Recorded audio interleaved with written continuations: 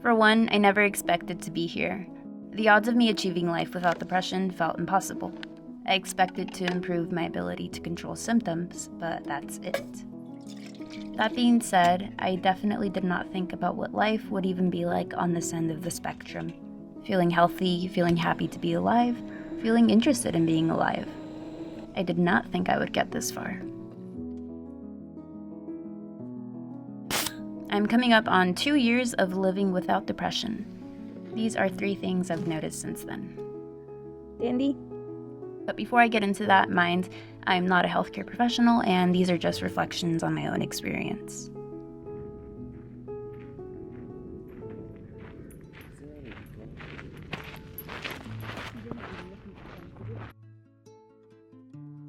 Said burn it all down. Imagine liking who you are and what you do. Imagine feeling inspired on the regular and having an innate appreciation for the life around you, the people, the beauty of expression through art, the beauty of nature itself. It works. You have hobbies, you work out, you eat relatively healthy. You meet with friends, you devote time to work, school, music practice, relaxing at cafes, and sleep. But oftentimes you don't feel it's worth it to have to keep up the effort. Have we just fooled ourselves into believing it's worth the effort? What's yours?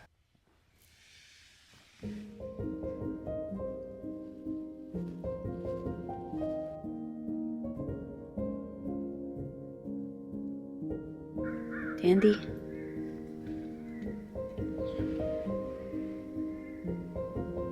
Good morning. I am better now.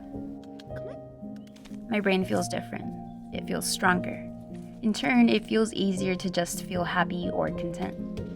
No longer do I have feelings of absolute disinterest. However, that's not to say I'm now exempt from feelings of sadness, heartbreak, or overwhelming stress. Those are still around. Yes, Gorilla, we eat your yummies. Do you want to come this way? This way, please.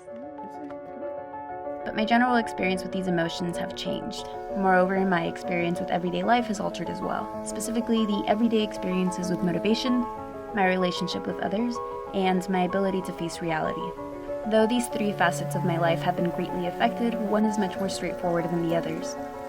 The motivation. When it comes to going from deeply depressed to no longer subject to depressive symptoms, my motivation, my sense of vitality, is no longer a matter of life and death. Rather than having to keep motivated enough to want to stay alive, I can be motivated by an excitement for life, an appreciation for every moment, and so on. It's that simple. We made it up the cute little trail that included many, many creeks. This sign is painted, unlike the sad one down there. And this one seems happy. However, relationships are a lot more complicated than that. This is my favorite. It's good. It beats the pasta. In the spectrum of relationships, friendships have naturally felt easier to grow and maintain. They feel more pure than ever. This makes sense given that my levels of self-awareness and how they consequently influence those around me have improved. Looking further into that spectrum of relationships, there are the romantic ones. That's where things get even more complicated. I had naturally assumed that the realm of a love life would be easier to navigate with a healthier brain. It turns out that for me, being happier made finding harmony in a love life a lot more difficult. It's ironic, and it's all just theory, of course, backed by 2 factors. So it tastes like garlic and thyme. I think, we had thyme.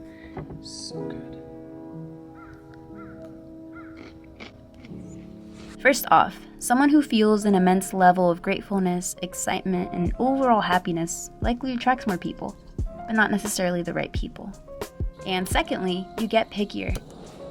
The best way to put it is this: if you finally met the happy version of yourself, why would you throw your peace aside for some random whoever? I've done years of work to be able to actually want to live and enjoy life, so I'm pickier now.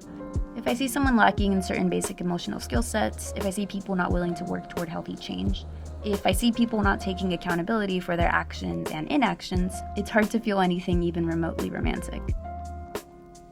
I did mention 3 changes, and the last one is coming to terms with reality.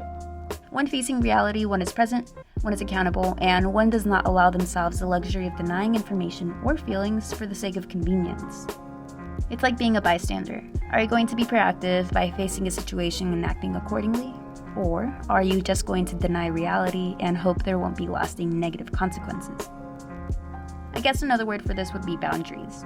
Boundaries shaped the first steps of my mental health journey and continue to do so in support of keeping me grounded and accountable. This in itself connects back to changes I have felt in my relationships with others. Being present has not only helped me to stay calmer through life and enjoy small moments, but it has also shaped the way I view situations and has influenced my approach to adapting and getting on with my life.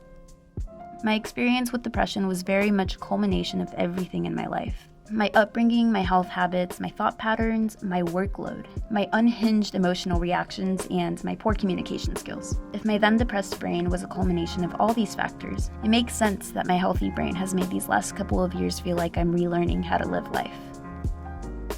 In any case, here's to more changes. Happy changes.